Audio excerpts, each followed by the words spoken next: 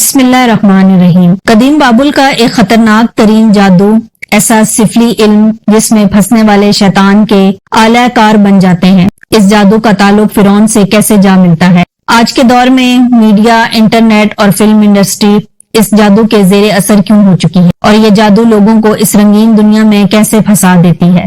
اس video میں ہم جادو کے سب سے قدیم اور خطرناک ترین قسم یعنی قبالہ جادو کے پر اسرار تاریخ کو جانیں گے۔ ہماری اس دنیا کے متوازی اور یکساں ایک اور دنیا بھی موجود ہے جہاں خیر اور شر کی جنگ مسلسل جاری ہے، لیکن ہماری آنکھیں اسے دیکھنے سے قاصر ہیں۔ اس کی مثال اس طرح دی جا سکتی ہے جیسے مختلف قسم کے سگنلز ہر وقت ہمارے ارد گرد موجود تو ہوتے ہیں لیکن ہمیں دکھائی نہیں دیتے، مگر ٹیلی ویژن کے اندر وہ خاص ریسیور لگا ہوتا ہے جو ان سگنلز کو کیچ کر کے ویڈیو میں تبدیل کر دیتا ہے اور پھر اسے ہم اپنی آنکھوں کے ذریعے ویڈیو کی صورت میں دیکھ سکتے ہیں۔ اسی طرح اگر ہمارے اندر وہ صلاحیتیں پیدا ہو جائیں کہ ہم شیطان اور اس کے کارندوں سے رابطہ کر پائیں تو ہمیں وہ عجیب و غریب دنیا دکھ جائے گی۔ اسی غیبی دنیا میں جادو کے علم کا ایک خاص جہاں آباد ہے جسے قبالہ جادو کہتے ہیں۔ قبالہ دراصل قدیم بابل کی ایک شیطانی علم ہے جو مخصوص اعداد و شمار اور علامات کے ذریعے کی جاتی ہے۔ قبالہ جادو سے جڑے لوگوں کی دنیا باہر سے تو رنگین، حسین اور خوبصورت نظر آتی ہے لیکن اندر سے بہت گھنونی ہوتی ہے۔ دراصل قبالہ جادو شیطانیت اور سفلیات سے متعلق ہے جس میں مختلف نشہ آور چیزوں، جادوئی عملیات اور ہیپنوٹزم کے ذریعے دماغ اور لوگوں کی سوچ کو کنٹرول کیا جاتا ہے۔ یہی وجہ ہے کہ قبالہ جادو کو جادوئی دنیا کا سب سے خطرناک جادو مانا گیا ہے۔ قبالہ جادو کی ابتدا بابل کے ہزاروں سال پرانی تہذیب سے ہوا تھا اور جادو کی اس قسم نے اتنی ترقی کی کہ آہستہ آہستہ یہ ایک خفیہ مذہب میں تبدیل ہو گئی اور پھر وقت گزرنے کے ساتھ یہ ایک پوری تہذیب کی شکل میں ڈھل گئی، جبکہ کچھ محققین کے مطابق قبالہ جادو کی ابتدا بنی اسرائیل سے ہوئی تھی۔ تاریخ کے مطابق جب یعقوب علیہ السلام کے فرزند حضرت یوسف علیہ السلام کو مصر کی حکومت عطا کی گئی تو آپ نے اپنے تمام بھائیوں اور رشتہ داروں کو مصر بلا لیا اور یہ لوگ یہاں آ کر آباد ہو گئے۔ اس زمانے میں مصر کے لوگ جادو کے فن میں کمال رکھتے تھے۔ یہاں لوگ قبالہ نامی جادو کے علم کے ذریعے ہر ناممکن اور ناقابل یقین کام کو سر انجام دیا کرتے تھے۔ مثلا حضرت موسیٰ علیہ السلام کے دور میں فرعون مصر کے دربار میں موجود وہ جادوگر جنہوں نے حضرت موسیٰ سے مقابلہ کیا تھا، یہ لوگ بھی قبالہ جادو کے ماہر تھے۔ اسی طرح وہ سالہ پرستی اور اپنے جادو سے لوگوں کو شرک میں مبتلا کرنے والا سامری جادوگر بھی اسی قبالہ جادو کا استعمال کیا کرتا تھا۔ اسی طرح نمرود اور فرعون کے وہ درباری کاہن اور نجومی جنہوں نے انہیں یہ بتایا تھا کہ ایک بچہ ایسا پیدا ہونے والا ہے جو ان کی سلطنت کے خاتمے کا سبب بنے گا، یہ پیشن گوئی بھی قبالہ جادو کے ذریعے ہی کی گئی تھی۔ لیکن ایک وقت ایسا آیا کہ حضرت موسیٰ علیہ السلام کو اللہ نے حکم دیا کہ وہ اپنی قوم یعنی بنی اسرائیل کو لے کر فلسطین کی طرف ہجرت کر جائیں۔ لہٰذا حضرت موسیٰ علیہ السلام بنی اسرائیل کو سمندر کے راستے نجات دلوا کر مصر سے نکل گئے اور فرعون اپنے لشکر سمیت سمندر میں غرق ہو گیا۔ حضرت موسیٰ بنی اسرائیل کے ساتھ فلسطین میں آباد ہو چکے تھے۔ چونکہ بنی اسرائیل نے مصر میں کئی برس گزارے تھے اور قوم فرعون میں رہے تھے، اسی طرح ان کے اندر بھی غرور و تکبر، ماہر جادوگروں کا علم اور دنیا پر حکمرانی کے حربے آ گئے تھے۔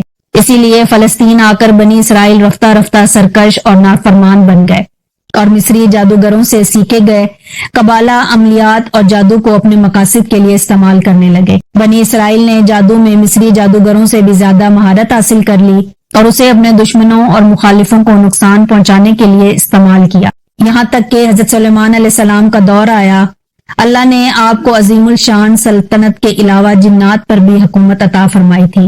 لہٰذا جب حضرت سلیمان کی وفات ہوئی تو بنی اسرائیل کے قبالہ جادوگروں نے لوگوں کو ورغلانا اور بہکانا شروع کر دیا اور انہیں بتایا کہ نعوذ باللہ سلیمان علیہ السلام کے پاس قبالہ جادو کا علم تھا جس کے ذریعے وہ جنات کو اپنے قابو میں کر لیا کرتے تھے۔ لہٰذا یہودی ان جادوگروں کی باتوں میں آ کر قبالہ جادو کو روحانیت کے طور پر سیکھنے لگے، یہاں تک کہ جادو کی کتابوں کو مقدس کتابوں کا درجہ دے دیا گیا اور انہیں ہیکل سلیمانی میں رکھ دیا گیا۔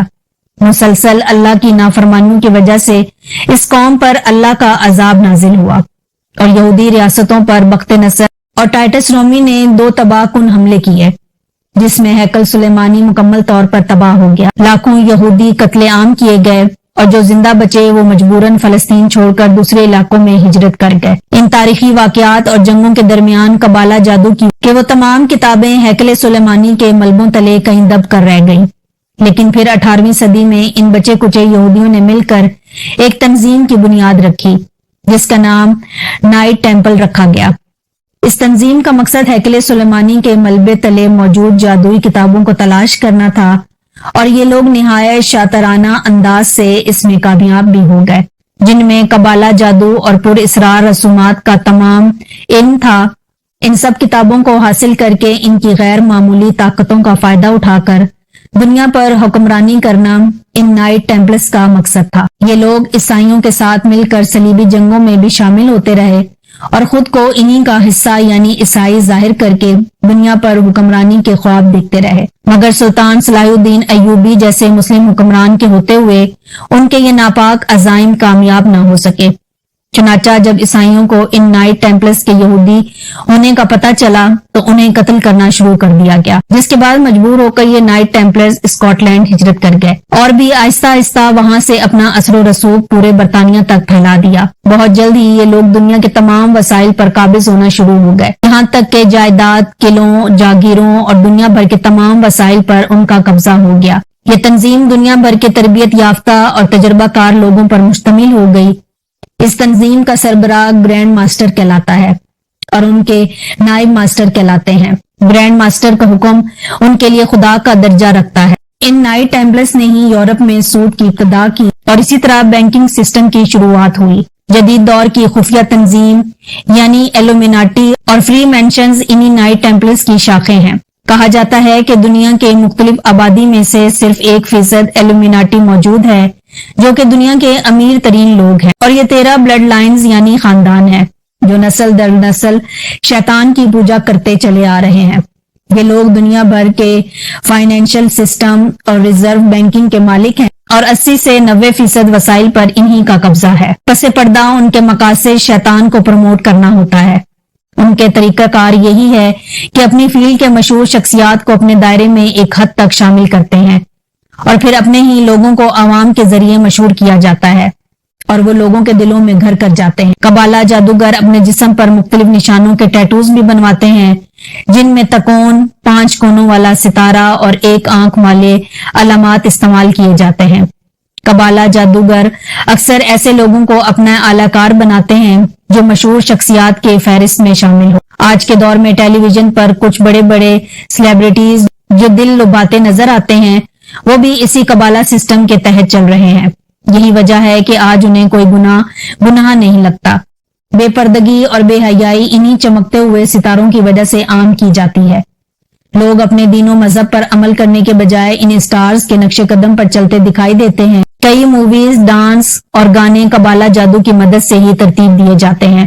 یہی وجہ ہے کہ جب لوگ اسے سنتے ہیں تو اس قدر مگن ہو جاتے ہیں کہ انہیں دنیا کی کوئی خبر ہی نہیں رہتی۔ انہی میوزک کے ذریعے لوگوں کے ذہن میں قبالہ کے اثرات سرایت کی جاتی ہے اور لوگ بڑی آسانی سے اس جادو کے شکار ہو جاتے ہیں۔ ان گانوں میں بے حیائی، بے شرمی، فحاشی، کفر و شرک، یہاں تک کہ شیطان کی پوجا تک کی باتیں ہوتی ہیں۔ جو لوگ بغیر سمجھے اور بغیر غور کیے اسے 24 گھنٹے سنتے ہیں اور اس کے اثر میں گرفتار ہو جاتے ہیں۔ اس کے علاوہ سوشل میڈیا پر موجود پوسٹ، ریلز اور بے شمار مواد ایسے موجود ہیں جن کا مقصد ہی یوزرز کو خدا سے دور اور شیطان اور اس کے پیروکار سے مزید قریب کر دینا ہے۔ انہیں اپنی زندگی پر غور و فکر اور زندگی کے مقصد پر سوچنے کے بجائے گھنٹوں فضولیات پر وقت کا ضائع کروانا ہے۔ گناہوں کے جال میں پھنسا کر انہیں اس قدر مصروف کر دینا ہے کہ وہ شیطان کے اعلی کار بن کر موت اور اس کے بعد کی زندگی تک کو بھول جائیں، جو ایک تلخ حقیقت ہے۔ آج یہ قبائلیسٹ جو میڈیا پر بھی پوری طرح کنٹرول رکھتے ہیں وہ دنیا میں رونما ہونے والے حالات کو ہمیں اس طرح دکھاتے ہیں جیسے شیطان کے یہ پیروکار ہمیں دکھانا چاہتے ہیں۔ آج حال یہ ہے کہ خود مسلمان توہم پرست بن کر قرآن و حدیث سے دور ہو چکا ہے، جبکہ شیطان کے ہر شے اور چالوں کا حل قرآن کریم میں موجود ہے، لیکن ہر کمال کو ایک دن زوال ضرور ہے۔ بہت جلد یہ تمام فتنے اپنے اختتام کو پہنچنے والے ہیں۔